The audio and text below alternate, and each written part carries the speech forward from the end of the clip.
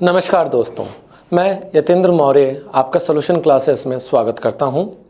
आइए आज अपन paper number 803 का सॉल्यूशन देखते हैं। Let's start.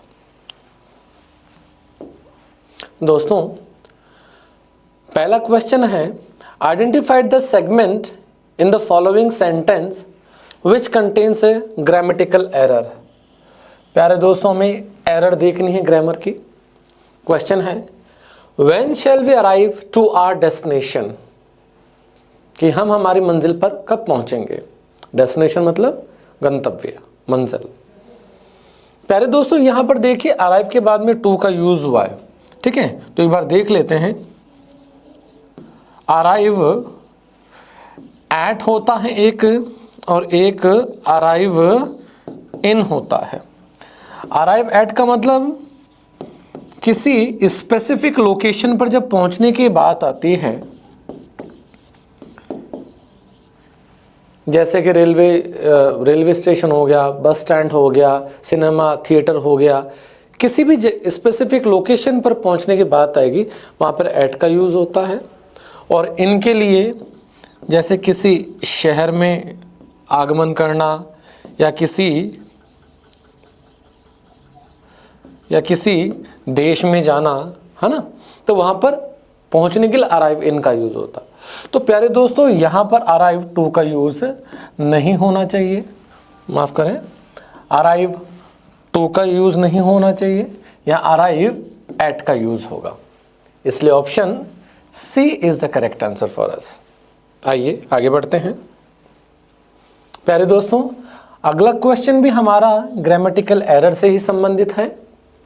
पढ़ते हैं इसको।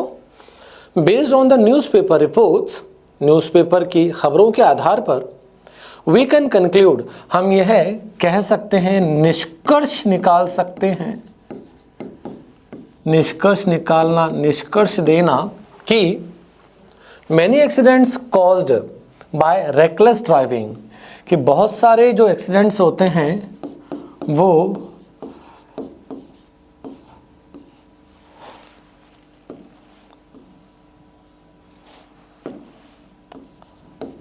लापरवाहपूर्ण ड्राइविंग करने के कारण होते हैं। प्यारे दोस्तों, हम देख सकते हैं यहाँ पर मैनी एक्सीडेंट्स, इसको अगर सब्जेक्ट मान लिया जाए, कॉज्ड को अगर वर्ब मान लिया जाए, तो पीछे बाय लगा हुआ है। अगर बाय है तो इसका मतलब क्या हो गया, यहाँ पर ये वर्ब मेरी थर्ड फॉर्म होनी चाहिए, क्योंकि सेंटेंस पैसिव का बन रहा है। तो यहाँ पर सब्जेक्ट है और वर्ब की थर्ड फॉर्म में पीछे बाय लगा हुआ है। तो यहाँ पर हमारे एक चीज मिसिंग है, वो है हेल्पिंग वर्ब। तो मेरे प्यारे दोस्तों, यहां पर दोनों के बीच में आर का यूज होना चाहिए। किसका यूज होना चाहिए?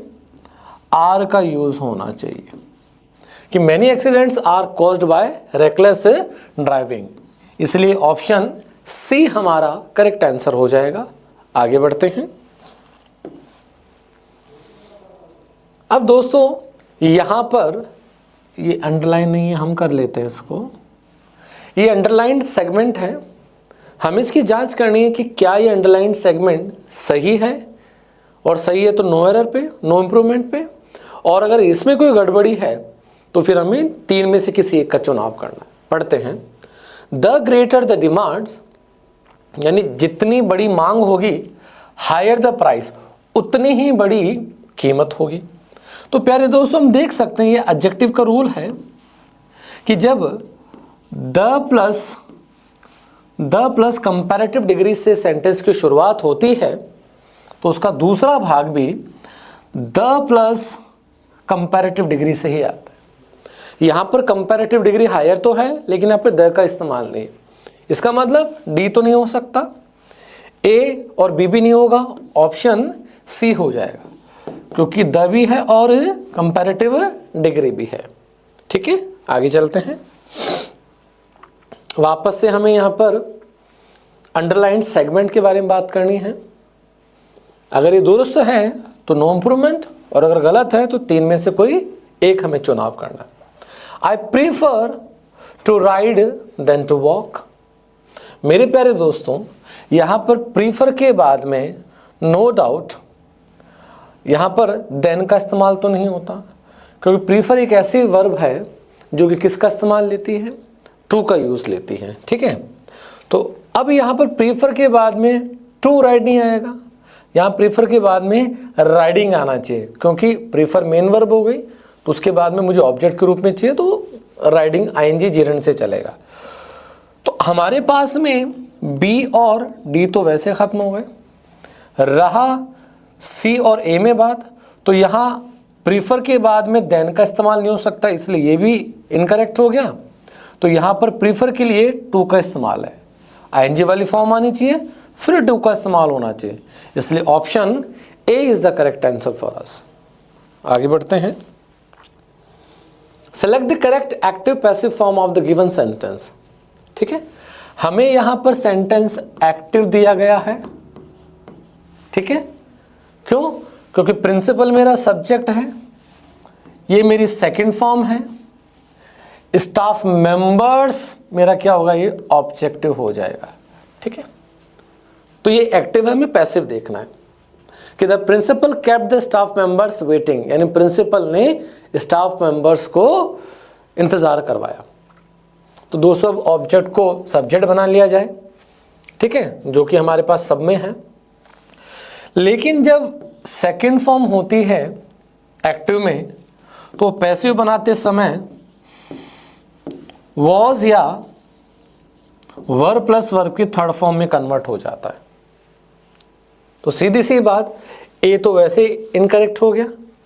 अब देखते हैं, मेंबर्स है तो मेंबर्स के साथ में वर्ब जो कि तीनों में है, लेकिन हमें इसके बाद में वॉज वर्ब के बाद में थर्ड फॉर्म चाहिए, और वो थर्ड फॉर्म सिर्फ और सिर्फ हमारे पास ऑप्शन बी में है। इसमें वर्ब के बाद आईएनजी आ गई, इसलिए इनकरेक्ट होगा। यहाँ पर डी में बीइंग प्लस थर्ड फॉर्म आएगी, इसलिए इनकरेक्ट होगा।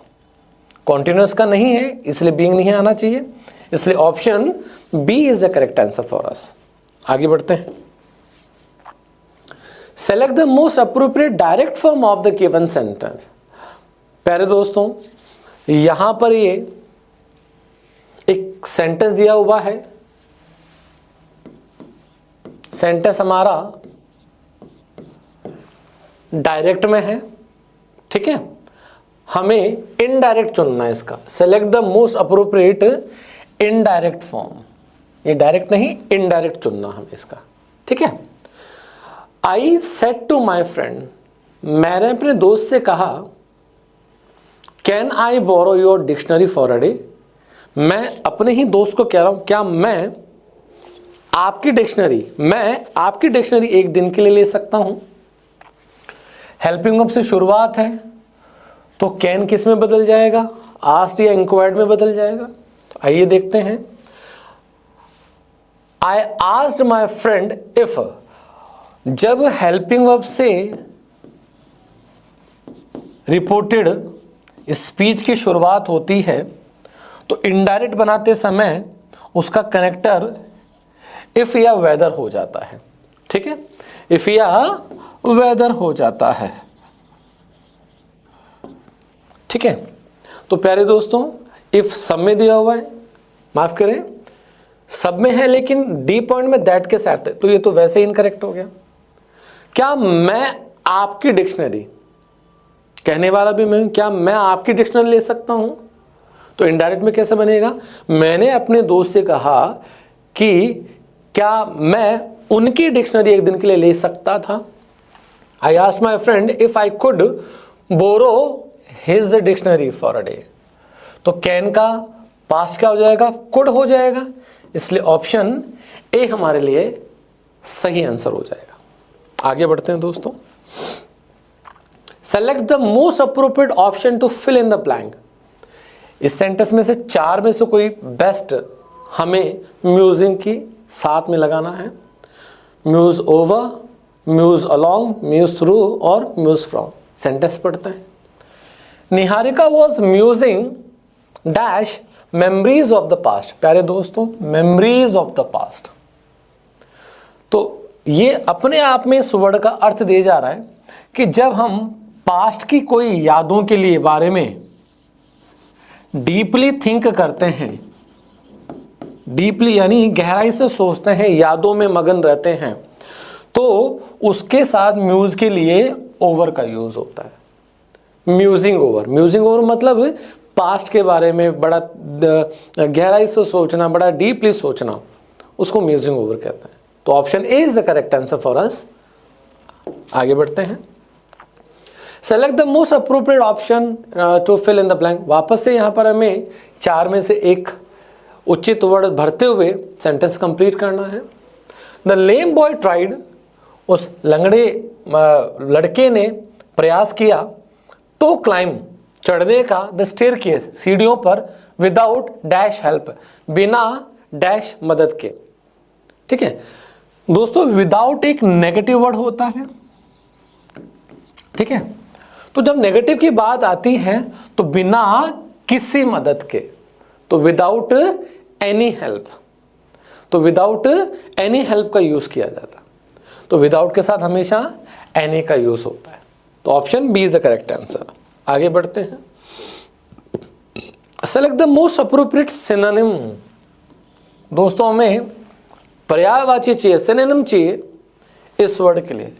सेंसर का मतलब होता है दोस्तों निंदा करना। ये वो सेंसर बोर्ड वाला नहीं है, ये सेंसर निंदा करने वाला है। ठीक है, अब इसका सिनोनिम नो डाउट बिल्कुल सीधा सा हमारे सामने है, क्रिटिसाइज होगा। क्योंकि क्रिटिसाइज का मतलब भी क्या होता है, क्रिटिसाइज का मतलब भी निंदा करना ही होता है। अन्य शब्दों पर ध्यान देते हैं। अप्रिशिएट का मतलब प्रशंसा करना, प्रशंसा करना। ब्लेम का मतलब दोष लगाना। और रेवरबरेट, रेवरबरेट का मतलब होता है किसी आवाज का, ध्वनि का गूंजना। ठीक है, आइए दोस्तों आगे बढ़ते हैं। Select the most appropriate synonym. वापस से हमें सिनोनिम चाहिए। ठीक है, तो डिलिजेंट, डिलिजेंट का मतलब होता है मेहनती। डिलिजेंट का मतलब क्या होता है, मेहनती। जो बड़ा सावधान होकर मेहनत से काम करता है वो डिलिजेंट कहलाता है। तो हमें इसका सिनोनिम चाहिए, नो डाउट इंडस्ट्रियस।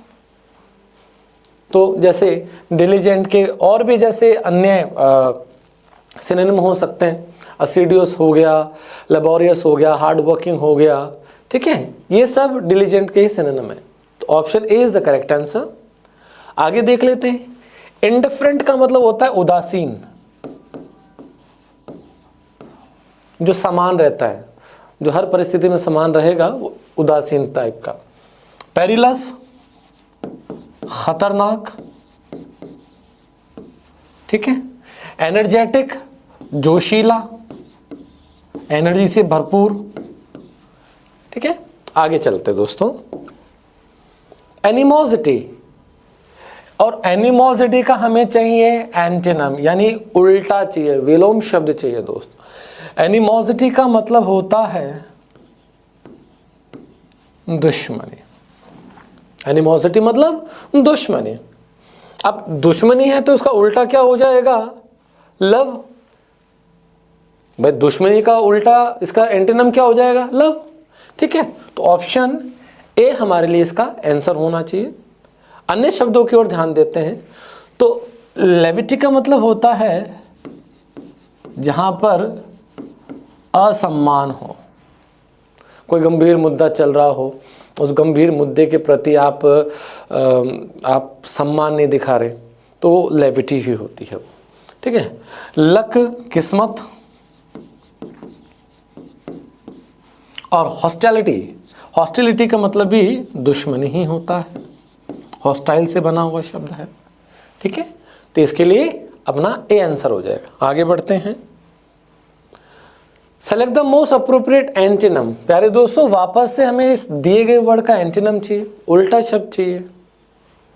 ऑल्टरकेशन का मतलब क्या होता है, विवाद, कहा सुनी, विवाद, कहा सुनी। अब कहा सुनी का उल्टा क्या हो जाएगा, जहां पर कोई विवाद नहीं हो, कोई कहा सुनी नहीं हो, सब कुछ सर्वसम्मति से हो जाए, सामंजस्य से हो जाए, तो इसका एंटीनम हमारे लिए हो जाएगा हार्मनी, जिसका मतलब होता है सामंजस्य, यानी जब एक साथ मिलजुल कर कोई काम कर लिया जाए वो हार्मनी में आ जाता है। अन्य शब्दों की ओर ध्यान देंगे अपन। एक्सप्लेनेशन का मतलब हमें पता है, व्याख्या होता है किसी भी चीज़ को जब अपन एक्सप्लेन करते हैं। चैलेंज का मतलब चुनौती होता है, जब हम किसी को चुनौती देते हैं, ठीक है। और स्क्वेबल का मतलब होता है किसी भी छोटी छोटी बातों पर झगड़ना, ठीक है, वो स्क्वेबल होता है। तो इसके लिए हमारा ऑप्शन सी करेक्ट आंसर हो जाएगा। आगे बढ़ते हैं। यस प्यारे दोस्तों, select the correct one word substitution. हमें वन वर्ड सब्स्टिट्यूशन देना है दोस्तों। बढ़ते हैं।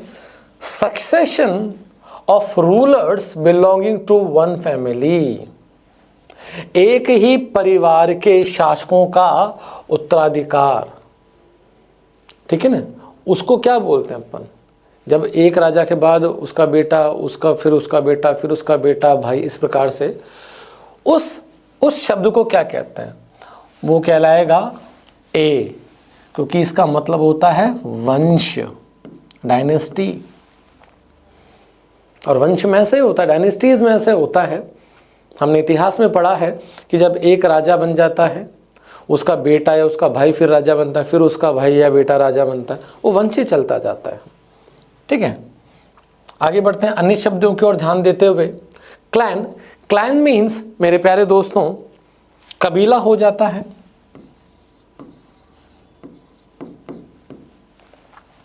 एंसेस्ट्री वंश से ही संबंधित वंशावली हो जाती है, ठीक है। और प्रेजेंसी, ये आपका वंशज, जो वंश में उत्पन्न जो होते हैं, वंशज या संतान कह सकते हैं इसको, वही हो जाता। तो ऑप्शन ए हमारे लिए करेक्ट आंसर हो जाएगा। आगे बढ़ते हैं। Select the correct one word substitution, वापस से हमें वन वर्ड ही देना है दोस्तों। To cut something into two pieces, दो भागों में काटना, बड़ा पास का मामला है दोस्तों। वो सीवर हो जाएगा। वो क्या हो जाएगा? सीवर। लेकिन दोस्तों जब इसमें ई लगा दिया जाएगा तो इसका मतलब हो जाएगा भयानक या भयंकर। कई बार कहते हैं ना, मुझे सिवियर हेडेक हो रहा है, उसको सिवियर कोई भी परिस्थिति जो कि बड़ी भयानक, बड़ी भयंकर हो चुकी है, ठीक है। तो इसका आंसर हमारा ऑप्शन बी हो जाएगा, sewer, and this is severe, ठीक है दोस्तों। सो एक वर्ब होती है, सो का मतलब कोई भी बीज बोना, और ये सीवर जो कि गंदे पानी से संबंधित जो कि सीवरेज लाइन होती है,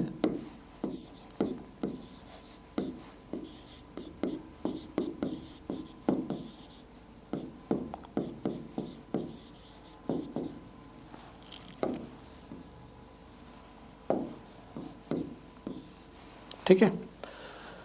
आइए आगे बढ़ते हैं। Select the most appropriate meaning of the underlined idiom. हमें दोस्तों इस underlined idiom a tight corner, एक मुहावरे का इसका सही अर्थ देना है। The failure of the crops in successive years put the farmers in a tight corner. Put the farmers in a tight corner. कि फेलियर ऑफ क्रॉप्स, फसलों की असफलता ने इन सक्सेसिव ईयर्स, आने वाले सालों में, put the farmers in a tight corner, यानी किसानों को एक टाइट कॉर्नर में डाल दिया। किसानों को टाइट कॉर्नर में डाल दिया मतलब इन अ डिफिकल्ट सिचुएशन। किसानों को किस में डाल दिया? एक डिफिकल्ट सिचुएशन में डाल दिया। तो ऑप्शन सी हमारा करेक्ट आंसर हो जाएगा। Next, select the most appropriate meaning of the underlined idiom. The effort to trace the culprit turned out to be a wild goose chase. ये अंडरलाइंड होना चाहिए था, wild goose chase. Wild goose chase, goose एक पक्षी होता है दोस्तों, ठीक है। पक्षी का अपन पीछा कितना ही करता रहे वो हमें पकड़ में नहीं आने वाला। इसका मतलब क्या हो गया? फ्यूटाइल, फ्यूटाइल मतलब व्यर्थ, यानी व्यर्थ की खोजबीन। तो वाइल्ड गूस चेज का अर्थ क्या हो जाएगा? Futile search, option B. आगे बढ़ते हैं दोस्तों। Find the misspelt word as your answer. ऐसा वर्ड में चुनना जिसकी स्पेलिंग गलत हो दोस्तों। बढ़ते हैं। सबमिटेड, ये करेक्ट है। एडमिटेड, ये भी करेक्ट है। ओमिटेड भी करेक्ट है। यस, अपना आंसर हो जाएगा सी, क्योंकि कमिटेड की स्पेलिंग में ये होती है, डबल एम आता है। ऑप्शन सी हमारा आंसर हो जाएगा। आगे बढ़ते हैं। Given below are 4 jumbled parts of a sentence pick the option that gives their correct order. 4 हमें दिए गए हैं, जिसमें पहला और 6 दे रखा है, शुरुआत और अंत दिए, बीच के 4 को अपन को जमाना है। स्टार्ट करते हैं। A dictionary is a book, यानी एस से शुरू होना चाहिए, तो ना तो ए आएगा ना ही बी आएगा, एस से शुरू होना चाहिए। Dictionary is a book containing alphabetically arranged words, तो नंबर 1 पे एस हो जाएगा। Is a book containing alphabetically arranged words, यानी एक ऐसी किताब होती है जिसमें ABCD के हिसाब से व्यवस्थित शब्द होते हैं, about which information is given. ठीक है दोस्तों, तो यानी SRPQ,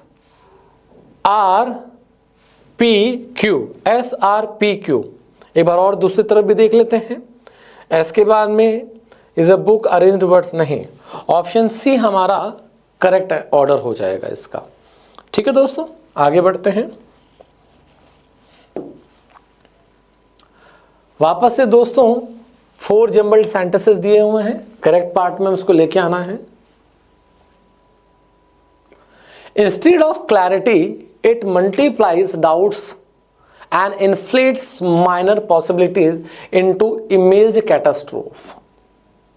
Overthinking often begins as a sincere effort to avoid errors and improve decisions.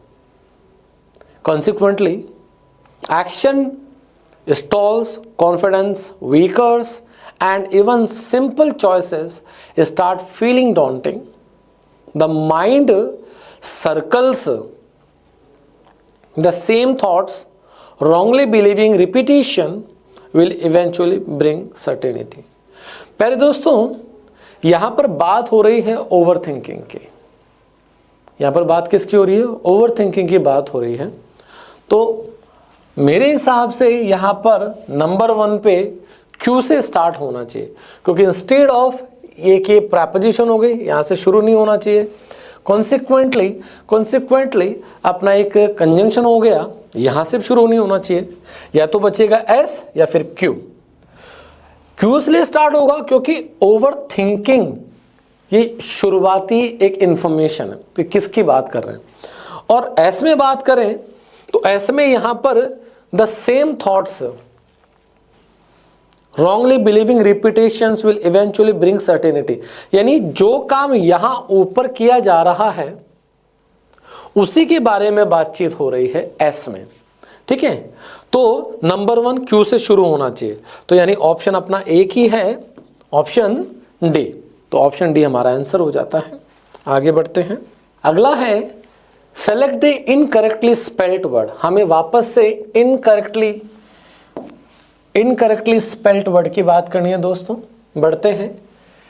कार्डर की स्पेलिंग सही है, इनएविटेबल की स्पेलिंग भी सही है। इनएविटेबल मतलब अपरिहार्य, अपरिहार्य का मतलब होता है जिसे टाला ना जा सके, अनअवॉइडेबल। कार्निवोरस, कार्निवोरस की स्पेलिंग भी ठीक है। कार्निवोरस मतलब मांस भक्षी। ठीक है, कई ऐसे जानवर होते हैं ना जो सिर्फ मांस ही खाते हैं, ठीक है, उनको कार्निवोरस कहते हैं। ठीक है, कैलेंडर में देखिए तो कैलेंडर में ई ना आके यहाँ पर ई की जगह ए आना चाहिए था, क्योंकि कैलेंडर की स्पेलिंग ये होती है कैलेंडर, ए आता है ना कि ए आता है, इसलिए option D is the correct answer for us. आगे बढ़ते हैं। अब दोस्तों कॉम्प्रिहेंशन, एक पैसेज हमारे सामने है, इस पैसेज को पढ़कर हमें कुछ सवालों के जवाब देने होंगे। आइए स्टार्ट करते हैं। A major defect of our civilisation, defect का मतलब क्या होता है? खामी, कमी। सिविलाइजेशन सभ्यता,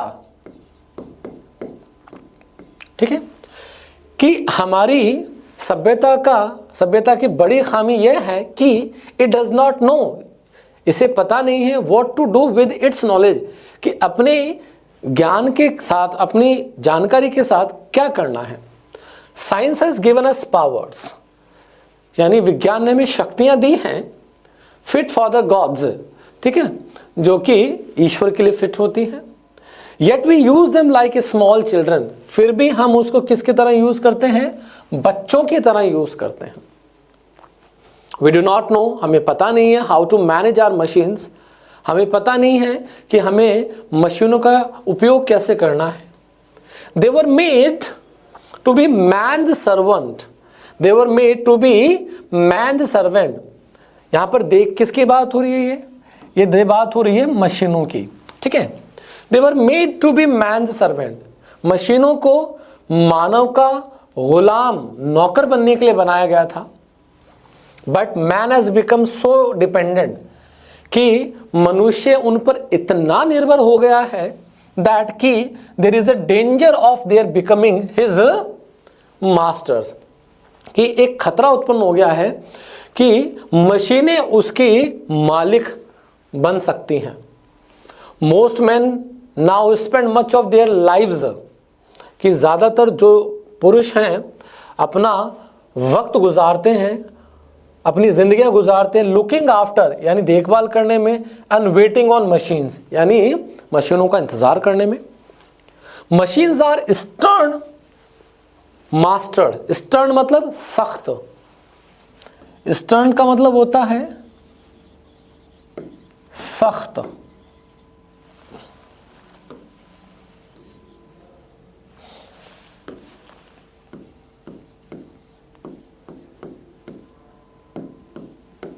ठीक है, कि मशीनें कड़क मालिक होती हैं, सख्त मास्टर्स होती हैं।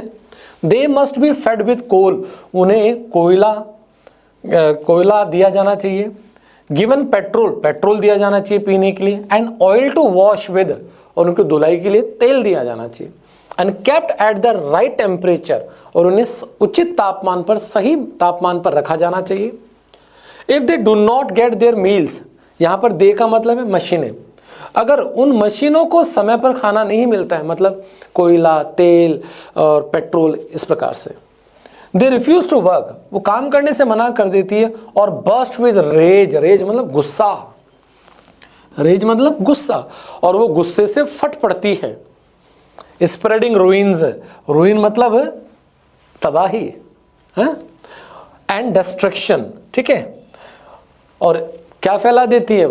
वो तबाही का मंजर फैला देती है, तबाही फैला देती है। इसीलिए we must attend them constantly, लगातार, इसलिए हमें उन्हें लगातार अटेंड करना चाहिए। Already we find it difficult to work, हम पहले से उनके साथ काम करने में डिफिकल्ट पाते हैं। और प्ले विदाउट मशीन्स, यानी हम बिना मशीनों के काम करने में या खेलने में असहज है, मुश्किल होती है हमें। एंड अ टाइम में कम, और ऐसा समय आ सकता है when they rule us all together मतलब पूर्ण रूप से, और ऐसा समय आ सकता है जब वो हम पर पूर्ण रूप से राज कर सकती है। Just as we rule animals, जैसा कि हम जानवरों पर राज करते हैं। This brings us to the question, और ये सारी बातें हम एक प्रश्न पर लेकर आती हैं, of what we do with the time and energy saved by machines, कि जो मशीनों द्वारा बचाई गई ऊर्जा और समय के साथ क्या किया जाए, हम क्या करें उनके साथ। ऑन द होल, कुल मिलाकर, वेरी लिटिल, बहुत थोड़ा, we mostly use them to make more and better machines. हम जो करते हैं वो क्या करते हैं, मोर एंड बेटर मशीन्स बनाते हैं, which only give us still more time energy. और जो बचे हुए समय में और मशीनें बनी वो हमें और समय और एनर्जी देती है, ऊर्जा देती है। इंस्टेड, बजाय इसके, we should try to become more civilised. और इसके बजाय, यानी जो हम काम करते हैं इसके बजाय क्या करना चाहिए, we should try to become more civilised. हमें और सभ्य होना चाहिए। For machines and power they give us are not civilisation. क्योंकि इसलिए machine and powers they give us, जो मशीनें और जो शक्तियां हमें दी गई हैं, आर नॉट सिविलाइजेशन, वो सभ्यता नहीं है, but only aids to us, लेकिन सिर्फ वो हमारी सहायता है। आइए दोस्तों आगे बढ़ते हैं। अब क्वेश्चन आता है, how do we use the power given to us by science. यानी विज्ञान द्वारा दी गई शक्तियों को हम कैसे यूज करते हैं, इंटेलिजेंटली नहीं, एक बच्चे की तरह लिखा हुआ है, we use them like small children. विज्ञान ने जो हमें शक्तियां दी उसको हम बच्चे की तरह यूज करते हैं। आगे बढ़ते हैं। What were the machines made for, मशीनें क्यों बनाई गई थी, या लिखा हुआ है, they were made to be man's servant. मशीनों को इंसान का गुलाम बनाने के लिए, इंसान का गुलाम रहने के लिए बनाई गई थी, यानी फॉर सर्विंग मैन। ठीक है, यानी इंसान की सेवा करने के लिए बनाई गई थी। आगे बढ़ते हैं। What are the machines turning out to be, लेकिन मशीनें क्या बन रही हैं, मैन सर्वेंट, क्या इंसान का गुलाम बन रही है, और बेहतर मशीनें बन रही है, या मास्टर ऑफ मैन बन रही है। बिल्कुल, मशीनें अब इंसान की मालिक बनती जा रही हैं। उनको बनाया गया था कि इंसान की गुलाम बनकर रहे, इंसानों के लिए सेवा प्रदान करे, लेकिन मशीनें आज खुद इंसानों की मालिक बनती जा रही है। आगे बढ़ते हैं। What do we usually do with the time and energy, हम सामान्यतः उस समय और ऊर्जा के साथ क्या करते हैं, saved for us by the machine, जो कि मशीनों द्वारा हमारे लिए बचाई गई हैं। हम क्या करते हैं, यहां पे दिया हुआ है, we use them to make more and better machines. हम उस बचाए गए समय और ऊर्जा के साथ में और अच्छी मशीनें बनाते हैं, यानी make more and better machines. Option B हमारा आंसर हो जाएगा। आगे बढ़ते हैं दोस्तों। If they do not get their meals, the word they refers to, अगर उन्हें खाना नहीं मिलता है, तो इस शब्द में जो दे लिखा हुआ है ये किसके लिए उपयोग में लिया गया है, ये दोस्तों लिया गया है मशीनों के लिए। ठीक है प्यारे दोस्तों, तो option A is the correct answer for अस। तो इसी तरह दोस्तों आज हमारा ये पेपर नंबर 803 का सलूशन पूरा होता है। आशा करता हूँ आप सबको ये समझ में आया होगा। नए शब्दों को अपनी नोटबुक में उतारिएगा, अपने जीवन में उतारिएगा, क्योंकि सारा मामला आदत का है। Thank you so much.